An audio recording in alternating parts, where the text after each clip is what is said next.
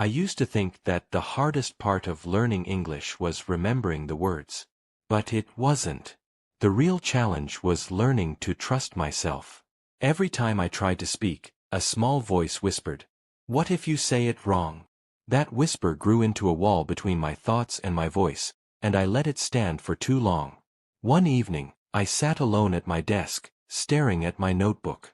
The pages were filled with words and grammar rules I had written again and again, like a prayer that never reached heaven. My mind knew the rules, but my heart was silent. I closed the book and said softly, "Maybe I'm not made for this." The room was quiet. Then, somewhere deep inside, another voice answered, "You just have to keep talking." It wasn't advice, it was a promise. The next morning, I decided to test that promise. I opened the voice recorder on my phone and started speaking in English. My voice trembled. My accent felt heavy. The rhythm was wrong. But I kept going. I talked about the sunlight through my window, about how afraid I was, about how I wanted to be free from this fear. When I played it back, I cringed at the sound of my own voice.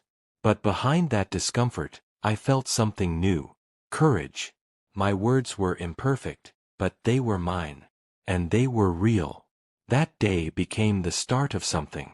I began noticing small victories, phrases that I suddenly understood, words that rolled off my tongue before I even thought about them. When someone spoke to me in English, I didn't freeze anymore. I listened. I replied. And for the first time, I felt a spark of confidence light up inside me. Those moments were like tiny flames in a long, dark night.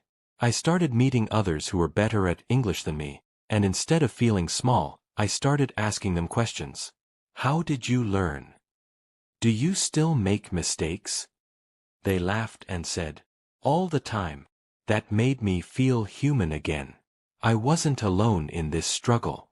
One of them, Claire, looked me in the eye and said, "You can't learn to swim by standing on the shore. Jump in, even if the water's cold." Her words burned into my mind. So I jumped. I began talking to strangers online, joining voice chats, watching English movies without subtitles.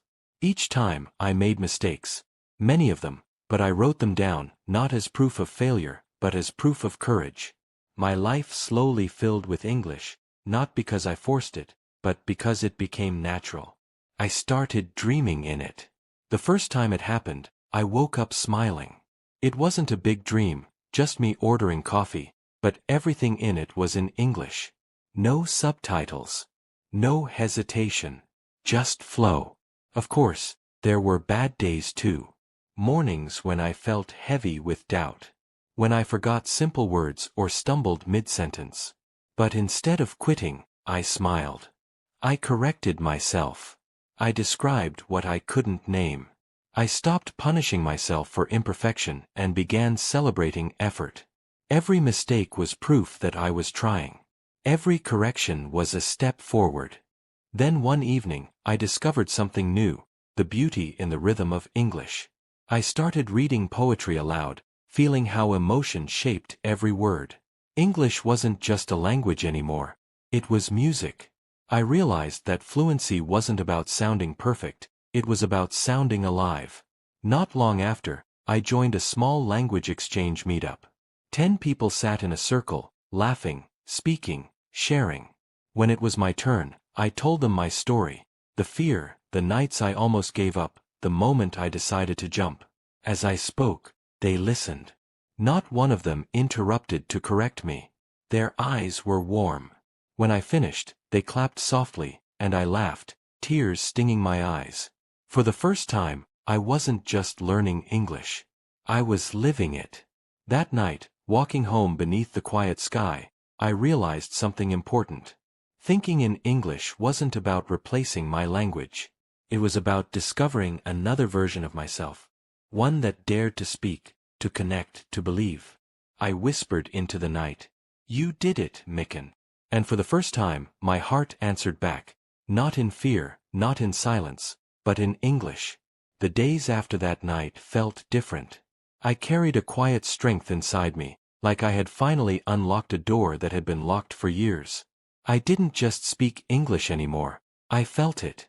Each word carried warmth, each sentence held meaning. Still, the journey wasn't over. Confidence isn't something you find once and keep forever.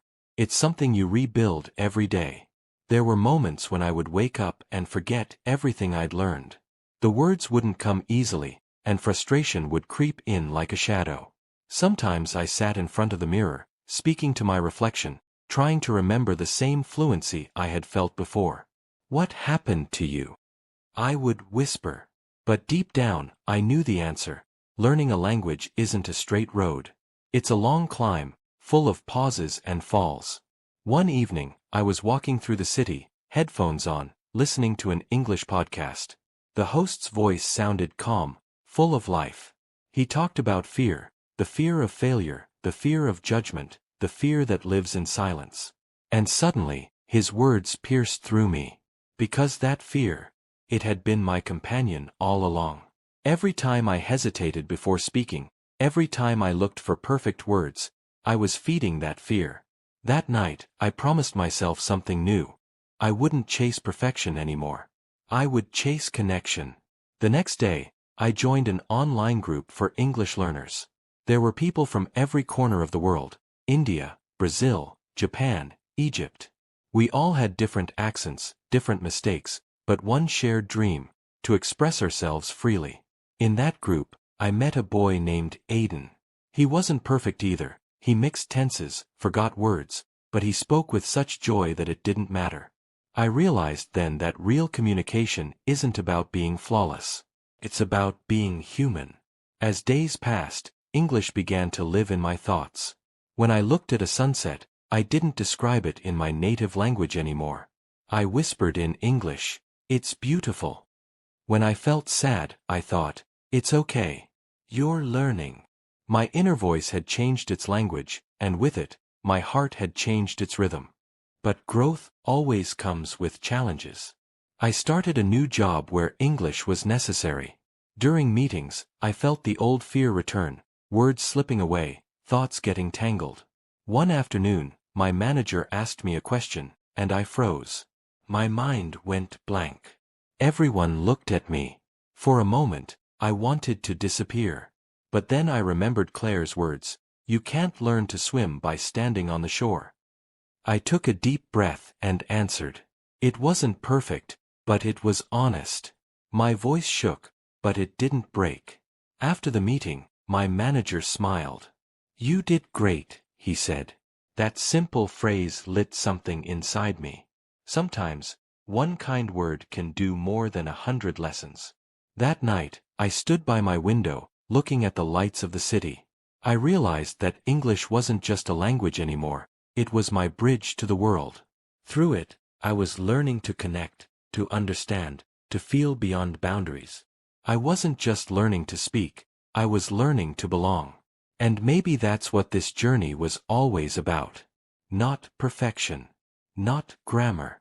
But courage. The courage to be seen, to be heard, to make mistakes, and still keep speaking. Weeks passed, and something inside me began to shift quietly, almost imperceptibly. The fear that once haunted my words started to fade. I no longer rehearsed every sentence before speaking. I didn't measure my confidence in grammar or vocabulary anymore. I measured it in moments: the laughter I shared, the stories I told, the connections I made. English had stopped being a subject I studied. It had become the language of my soul. One evening, I found myself sitting by the same window where I once doubted everything. But this time, there was peace in the silence. I opened my notebook, the same one filled with old grammar notes and vocabulary lists, and began to write again. Not rules or translations, but feelings. In English. Each line flowed effortlessly, as if the words had been waiting for me all along. "I am not learning anymore," I wrote. "I am becoming."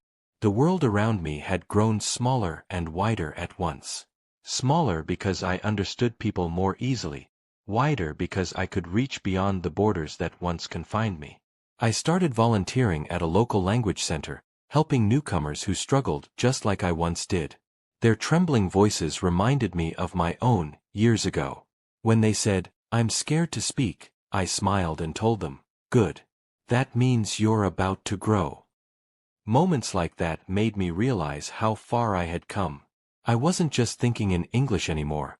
I was living, feeling, healing in it. I had turned a language into a home. One night, after a long day, I sat in my room with a cup of tea, listening to an old voice recording of myself, the one from my early days. My voice was shaky, uncertain, full of pauses. I smiled. That voice wasn't weak, it was beginning. It carried the first seeds of who I would become. I closed my eyes and whispered softly, "Thank you." Because that version of me, the one who didn't give up, deserved gratitude, not shame. As the days turned into months, English became the air I breathed. I started writing stories, recording small reflections, speaking at gatherings. And the best part was that I no longer feared silence. I had learned that silence, too, has a language, and sometimes it speaks louder than words. Then came the day that felt like a circle closing. I was invited to speak at a small event for language learners, just like the one I had attended long ago. Standing on that stage, I looked at all those nervous faces and saw pieces of myself in them. I took a deep breath and began to tell my story, from the nights of doubt to the dreams in English, from fear to freedom. And as I spoke, I saw eyes glisten, lips curl into smiles, heads nod in understanding. They weren't just listening to my words, they were feeling them. When the applause came, it wasn't loud or grand. It was gentle, heartfelt. I stood there, breathing deeply, feeling the weight of years lift from my shoulders. That was the moment I knew I hadn't just learned a language. I had learned to believe in myself. After the event, as I walked home under the quiet night sky, I looked up at the stars and whispered, "I made it." Not because I spoke perfect English, but because I spoke without fear. And in that moment, I understood something simple yet profound. Language isn't just about words, it's about transformation. Every sentence, every mistake, every act of courage had shaped me. I was no longer the person who doubted. I was no longer afraid to speak. Micken wasn't learning anymore. Micken had become the voice he once longed to hear.